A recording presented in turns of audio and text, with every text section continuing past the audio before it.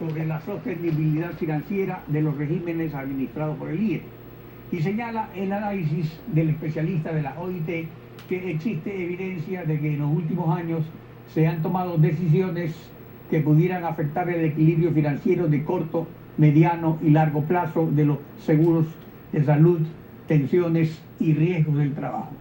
Está con nosotros Richard Espinosa, presidente del Consejo Directivo del IES. Buenos días, bienvenido a Contacto Directo. Muy buenos días, señor Pinarote. Mire, primero empezar diciendo, ¿sabe el país cuándo va a desaparecer la seguridad social?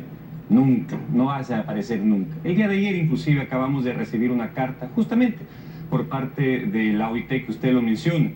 Aquí está la carta y si ustedes me permiten leer únicamente la conclusión en la parte pertinente. ¿Qué dice la OIT el día de ayer?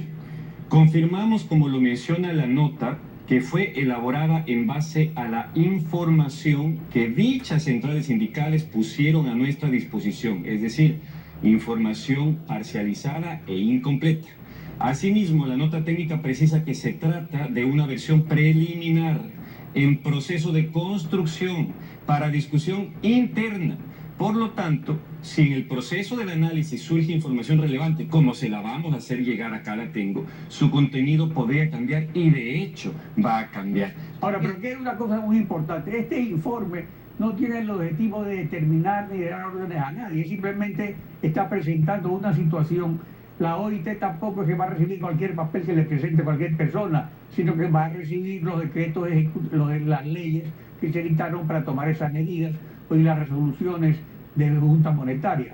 O sea, estas medidas se tomaron porque se tomaron las medidas a las que usted refiere el informe, por el déficit fiscal, básicamente.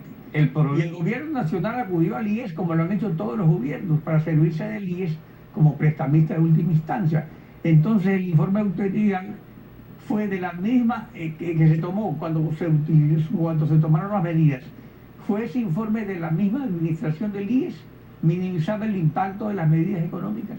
Ese es el problema, señor Pinargote. La información no es dada por el IES, ni siquiera oficialmente, sino que aquí tengo todos los informes, por ejemplo, de la empresa que audita todas las cuentas del IES, una empresa externa al IES. Este fue el informe que presentaron a la Organización Internacional del Trabajo. Pero a propósito, y eso es lo que molesta, no presentan todos los otros 7 productos que los tengo acá, a propósito. Obviamente con el objetivo de que ojalá y el informe salga negativo, porque no les interesa que Richard Espinosa esté en el IES, porque estoy limpiando el IES, estoy limpiando la corrupción. Ustedes saben, aquí está pues el reporte de vistazos. Primero fuimos por González, ya es un prófugo de la justicia.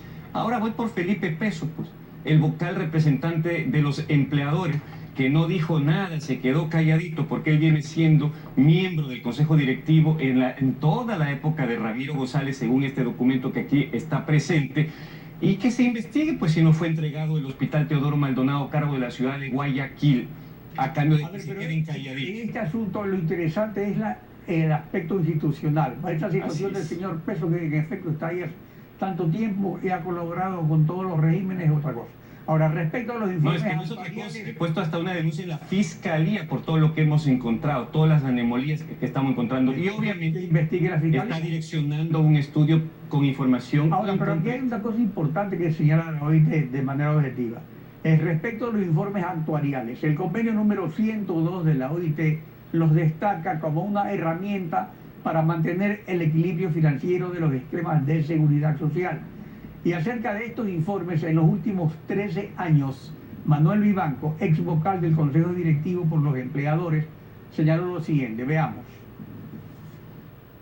De acuerdo con la ley, con la Constitución, los estudios actuariales tienen que hacerse cada 3 años, por salud. Como una persona va cada 2, 3 años a hacerse un examen médico, de igual manera acá la seguridad social. La última se hizo en el año 2003, la última independiente, con una organización muy famosa a nivel mundial. Hay que llamar a una consultoría internacional y que apuesten varias empresas que tienen experiencia en el mundo para que se hagan estudios individuales de los diferentes seguros, pero integrales en su conjunto, y mirar cuál es la situación que tenemos. Eso es lo loable, eso es lo que hay que hacer. Contratar a empresas pequeñitas o utilizar la dirección actuarial del Seguro Social para que le den la razón en lo que uno políticamente quiere actuar, eso es muy malo.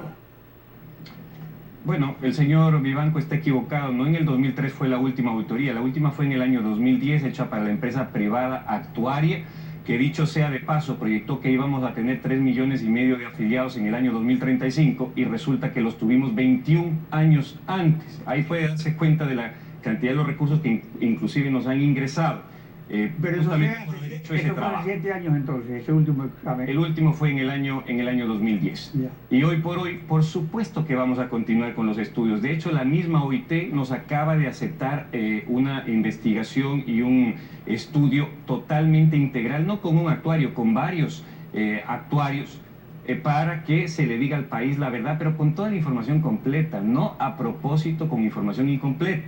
Porque, insisto, aquí hay un claro direccionamiento a propósito malicioso de haber entregado información incompleta, no solo por el caso del señor Peso que le acabo de mencionar, sino Alarcón también, que no es afiliado a siquiera a la Seguridad Social, que está en permanente mora con el Seguro Social y que nos la tiene jugada porque obviamente le hemos hecho que cumpla con la ley.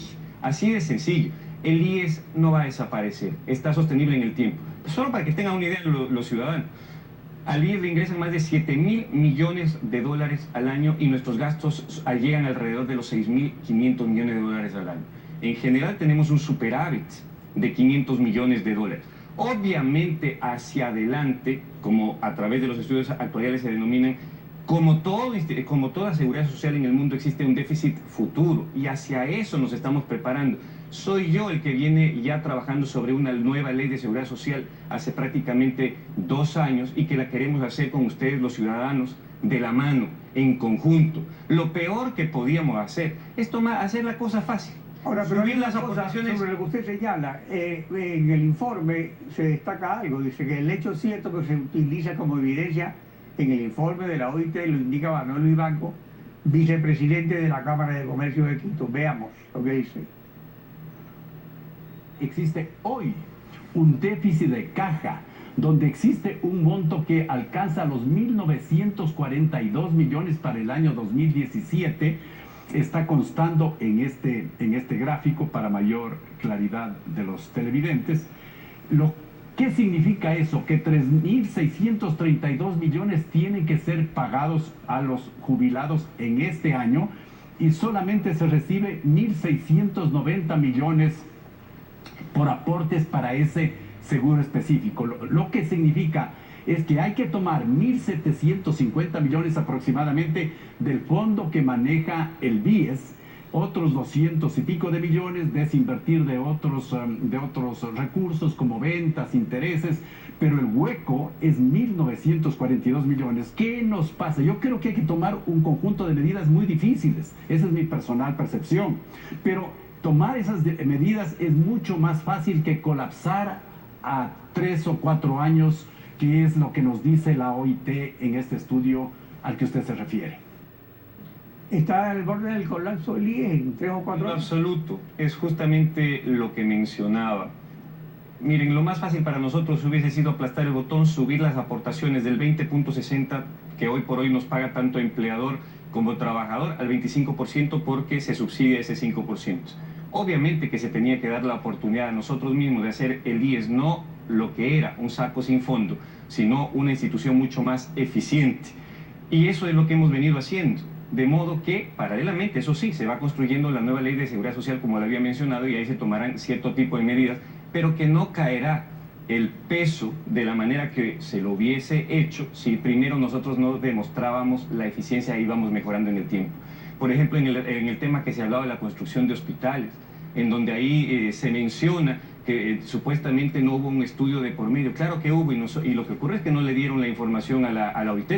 Y lo que ocurre es que obviamente se están perjudicando los bolsillos de empresas privadas que al vocal de los empleadores no le convenía. Aquí está el estudio, cómo vamos, por ejemplo, bajando las derivaciones del sector privado a 500 millones, 300 millones, 250 millones, lo cual aporta a la sostenibilidad de los fondos, en este caso de salud, y también debería hacérselo al fondo de pensiones, en donde se programó una fórmula con un estudio actuarial externo, de modo que a futuro no se afecten las pensiones, y eso fue exactamente lo que hicimos con una transitoria, a tal punto que en el año 2021 inclusive el fondo de pensiones se va a alimentar con un punto más de lo que se alimentaba en el año 2015, y con eso no se afecta el fondo de pensiones. Por el presidente Lenín Moreno ha establecido el diálogo en lugar de la confrontación, que desechaba todo criterio adverso a los intereses del gobierno.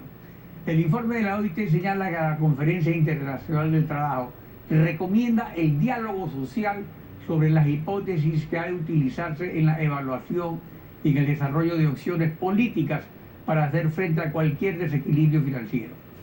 La sostenibilidad financiera del IES se ha incluido en las mesas de diálogo del Consejo Consultivo, Productivo y Tributario.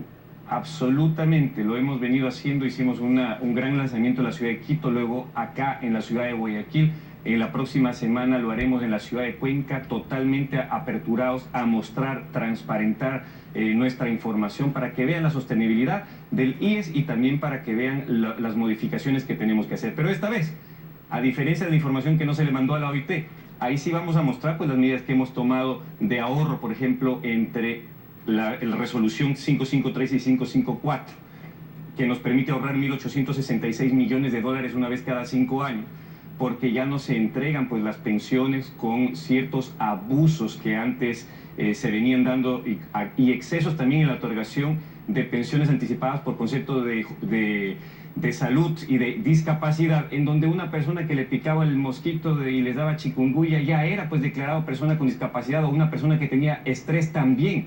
Eso es lo que no se dice, eso es lo que no se informa a la OIT y cómo hemos corregido y seguimos ahorrando los respectivos recursos. ¿Por qué no se dice cuánto hemos bajado en las derivaciones que representan un ahorro para la institución? Eso tampoco le presentaron a la OIT, pero es que la OIT no tiene la culpa. Los responsables son quienes entregan la información a propósito para tratar de desvirtuar y tratar de movernos el piso a nosotros. Pero no lo van a lograr, vamos a seguir limpiando el IES. Vamos por 60 presos, 250 destituidos y ahora voy incluso también por el vocal que tendrá que responder ante la justicia. Richard Espinosa, presidente del Consejo Directivo del IES.